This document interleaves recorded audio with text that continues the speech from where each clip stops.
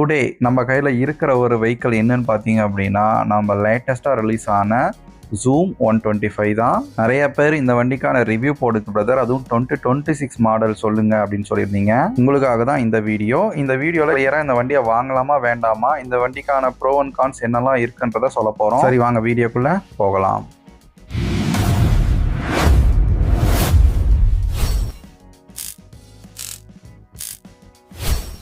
First of ஆலாக இந்த Zoom 125ஓட கலர்ஸ் அண்ட் டிசைன் வைஸ் ஆரம்பிப்போம்.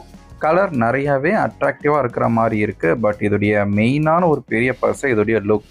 ஆக்சுவலாக ஃபால்கனோட அந்த டிசைன் எல்இடி வச்சு இதை எடுத்துகிட்டு வந்ததாக சொல்கிறாங்க. அவங்க என்னதான் இன்ஸ்பைர்ட் எடுத்துகிட்டு வந்தாலும் ரியல் லைஃப்பில் பார்க்குறப்போ அந்த ஃப்ரண்ட்டோட எல்இடி லைட் உண்மையாகவே சூப்பராக இருக்குது. ஒரு டிஃப்ரெண்ட் யூனிக்கான லுக்கை கொடுக்குதுன்னே சொல்லலாம். நல்ல ஒரு ஷார்ப்பான ஒரு அக்ரெசிவ் ஒரு லுக் இருக்குது. பார்க்குறதுக்கு கண்டிப்பாக யூனிக்காக இருக்குன்னே சொல்லலாம். அதே மாதிரி நைட் விசிபிலிட்டியுன்றது உண்மையாக ஆசமாக கொடுத்துருக்காங்க. பெருசாக எக்ஸ்ட்ரா ஃபாகோ அது மாதிரிலாம் நீங்கள் வைக்கணும்னு அவசியம் கிடையாது. மெயினாக full and full LED setup தாங்குது. பழைய மாதிரி இந்த பல்போ ஆலோஜன் இந்த பக்கமே பார்க்க முடியாது. ஃபுல் ஃபுல் எல்லாமே எல்இடி செட்டப் தான். இந்த லுக் வைஸ் உங்ககிட்டயே விடுறேன். இது எப்படி இருக்கு லுக்ன்றதை மறக்காம கீழே கமெண்ட் பண்ணிட்டு போங்க. ஸோ நம்ம லாஸ்டா டெஸ்டினி 110 125 எல்லாம் பார்த்துருப்போம், ஸ்ப்ளெண்டரையும் பார்த்துருப்போம். அதை தொடர்ந்து கண்டினியூவா ஹீரோல தான் நம்ம எடுத்துட்டு இருக்கோம் அடுத்தடுத்த வண்டின்னு. இதுலயுமே உங்களுக்கு கர்வ் பைட் அதுல ஒரு 117 115 கிட்ட வரும். பட் இதுல 121 கிலோன்றது கர்வ் பைட் இருக்கு. அதே நேரத்தில் பில் குவாலிட்டி எல்லாமே நல்லா சாலிடா சூப்பராகவே கொடுத்துருக்காங்க. பைக் மேனேஜ்மெண்ட்டும் எனக்கு பெருசா எந்த இஷ்யூஸும் தெரியல. நீங்க சிட்டிக்குள்ள ஓட்டுறதா இருந்தாலும் சரி, பெரிய அளவில் நீங்க எப்படி யூஸ் பண்ணாலுமே இந்த வெயிட் பெருசா இஷ்யூஸ்ன்ற மாதிரி எனக்கு தோணல. அதே மாதிரி சீட்டிங் பாத்தீங்கன்னா கொஞ்சம் ஹைட்டா இருக்கும், ரொம்ப கிடையாது. சீட் ஹைட் பாத்தீங்கன்னா 777 mm இருக்கும். மோஸ்டா எல்லாருக்குமே ஓட்ட முடியும், அந்த அளவு தான் இருக்கு. ஷார்ட் ரைடுமே நீங்க யூஸ் பண்ணலாம். நான் சொல்றது அந்த லுக் வைஸ் லைட்டா கொஞ்சம் பின்னாடி பில்லியனுக்கு தூக்கின மாதிரி இருக்கும். பட் மத்த அளவு ரொம்ப ஹைட்டா இருக்குதுன்னா அப்படி கிடையாது. பட் இது ஸ்டில் கொஞ்சம் ஹைட் தான். அதுக்கேற்ற மாதிரி அட்ஜஸ்ட் பண்ணி தான் நீங்க உட்காந்துருக்க மாதிரி இருக்கும். நெக்ஸ்ட் இந்த வண்டியோட கிரவுண்ட் கிளியரன்ஸ் எடுத்துக்கிட்டீங்கன்னா உங்களுக்கு 164 mm கொடுத்துருக்காங்க. மோஸ்ட் ஆஃப் த ஸ்பீட் பிரேக்ல எங்கேயுமே உங்களுக்கு தட்டுற சான்சஸ் கிடையாது. நெக்ஸ்ட் இந்த வண்டியோட இன்ஜின் இதோடைய ஹார்ட்னு சொல்லலாம். இந்த இன்ஜின் பார்த்தீங்கன்னா உங்களுக்கு 124.6 சிசின்றது கொடுத்துருக்காங்க. Single cylinder air cooled engine தான். மெயினாக இதோடைய பவர் பார்த்தீங்க அப்படின்னா 9.8 பிரேக் ஹார்ஸ் பவர் 7250 ஆர்பிஎம்லையும், மேக்ஸிமம் டார்க் 10.4 Nm டார்க் 6000 ஆர்பிஎம்ல ரிலீஸ் பண்ணோம். டாப் எல்லாம் பார்த்தீங்கன்னா 90 95 நல்ல ஒரு குயிக் ஆக்சலரேஷன்ல போகுது. நல்ல ஒரு பர்ஃபார்ம் பண்ற ஒரு இன்ஜின் செட்டப் தான். நம்ம டைரக்டா என்ட்ரா கூடவே காம்படிட் பண்ணலாம், அந்த அளவு நல்லா தான் கொடுத்துருக்காங்க இன்ஜின் செட்டப். ஸோ வீடியோவை ஸ்கிப் பண்ணாம பாருங்க, அப்பதான் உங்களுக்கு கிளியரா புரியும். நிறைய பேர் கீழே மைலேஜ் பிரைஸ் எல்லாம் டீட்டெயிலா கமெண்ட் பண்ணிட்டே இருக்கீங்க. நம்ம வீடியோல கிளியரா ஃபுல்லா எக்ஸ்பிளைன் பண்ணிருக்கோம். நெக்ஸ்ட் இதோடைய சஸ்பென்ஷன், டயர், பிரேக்கிங் அதை பத்தி பார்ப்போம். ஸோ இந்த வண்டியிலுமே நிறைய பேர் ஏபிஎஸ் எதிர்பார்ப்பீங்க. இந்த வண்டிக்கும் சரி, நம்ம லாஸ்டா போட்ட ஸ்பெண்டருக்கும் சரி, கூடிய சீக்கிரம் ஏபிஎஸ்ன்றது நீங்க தாராளமா எதிர்பார்க்க முடியும். இதுல ஃப்ரண்ட்ல ஒரு 230 mm டிஸ்க் கொடுத்துருக்காங்க. 2 பிஸ்டன் கேலிபர் இருக்கு. ரியர்ல உங்களுக்கு 130 mm ட்ரம் தான் கொடுத்துருக்காங்க. ஓவராலா பிரேக்கிங் பைட் இது நல்லா தான் இருக்கு, குறை சொல்ற மாதிரி கிடையாது. பட் ஏபிஎஸ் ஈக்குவல் சேஃப்டின்றது கண்டிப்பா கிடையாது, அதையும் ஞாபகம் வச்சுக்கோங்க.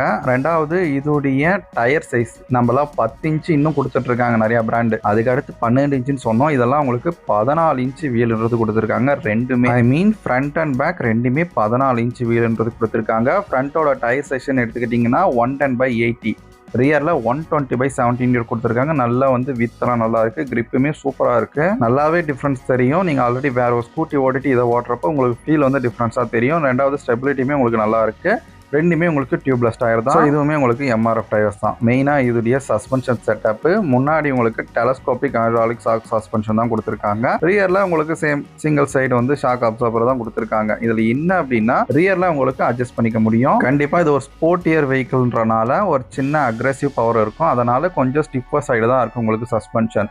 ஸோ உங்களுக்கு ஏற்ற மாதிரி மீடியமோ இல்லை சாஃப்டோ இல்லை ஹார்டோ அதுக்கு ஏற்ற மாதிரி நீங்கள் சேஞ்ச் பண்ணி யூஸ் பண்ணிக்க முடியும். இது நீங்கள் ப்ராப்பராக சர்வீஸ் வர்றீங்க இல்லையா, அந்த இடத்துல நீங்கள் சொன்னீங்கன்னா உங்களுக்கு ஏற்ற மாதிரி அதை அட்ஜஸ்ட் பண்ணி கொடுப்பாங்க. நெக்ஸ்ட் இதுடைய ஸ்பீடோமீட்டரோட கன்சோல் உங்களுக்கு எல்சிடி டிஸ்பிளேன்றது வந்துடும். இதில் ப்ளூடூத் ஆப்ஷன் இருக்கு, டர்ன் பை டர்ன் நேவிகேஷன் கொடுத்துருக்காங்க, ரியல் டைம் மைலேஜ் இண்டிகேட்டர் கொடுத்துருக்காங்க. நெக்ஸ்ட் டிஸ்டன்ஸ் டு எம்டி ஏதோ கூவி விற்கிற மாதிரி இருக்கு. அதனால தான் நம்ம மோஸ்ட்டாக இதை பேச மாட்டோம். உங்களுக்கு தேவையான ஃபியூச்சர்ஸ் எல்லாமே இதில் இன்க்ளூட் வந்திருக்கு. ஓவராலாக பிரைட்டாக தான் இருக்கு, பெருசாக எந்த குறையும் சொல்ற மாதிரி இல்ல.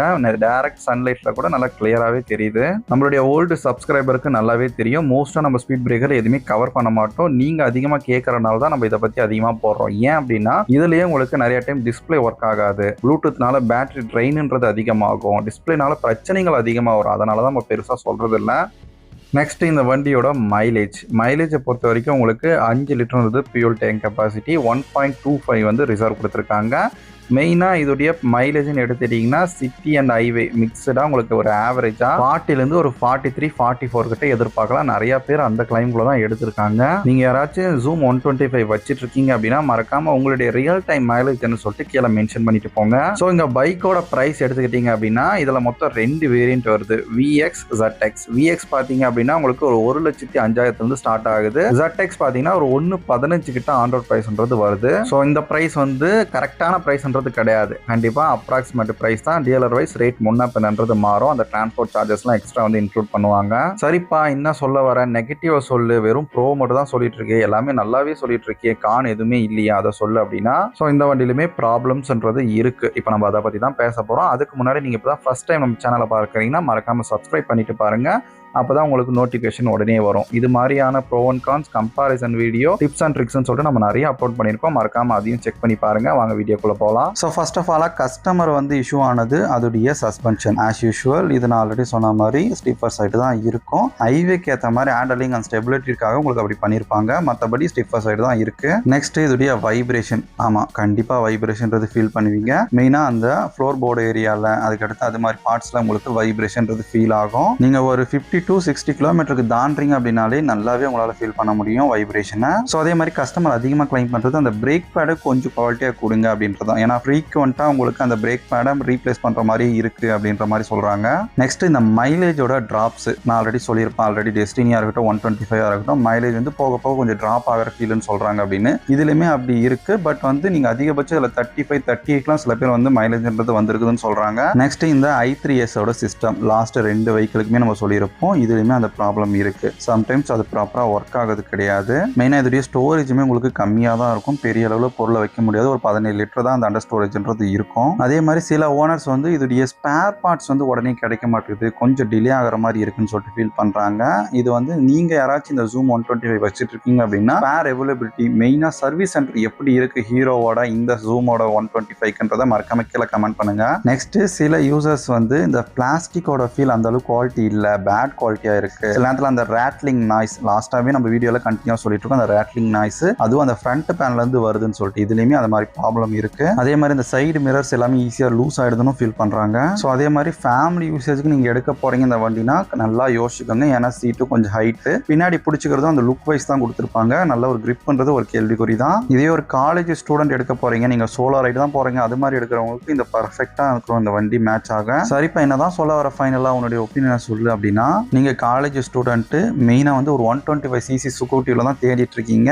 அதோடைய லுக் ரொம்ப யூனிக்காக அக்ரெசிவாக இருக்கணும், யாருக்கிட்டும் இல்லாத மாதிரி திரும்பி பார்க்குற மாதிரி இருக்குன்னா கண்டிப்பாக இந்த வண்டி உங்களுக்கு கரெக்டாக இருக்கும். இல்லை அப்படின்னா தாராளமாக நீங்கள் டிரைவர்ஸ் பக்கம் போகலாம். இதுக்கு காம்படிஷனுமே நிறையா இருக்குது. உங்களுக்கு வேறு ஏதாச்சும் டவுட் இருந்தால் மறக்காமல் கீழே கமெண்ட் பண்ணுங்கள். எனிவேஸ் தேங்க்ஸ் ஃபார் வாட்சிங்.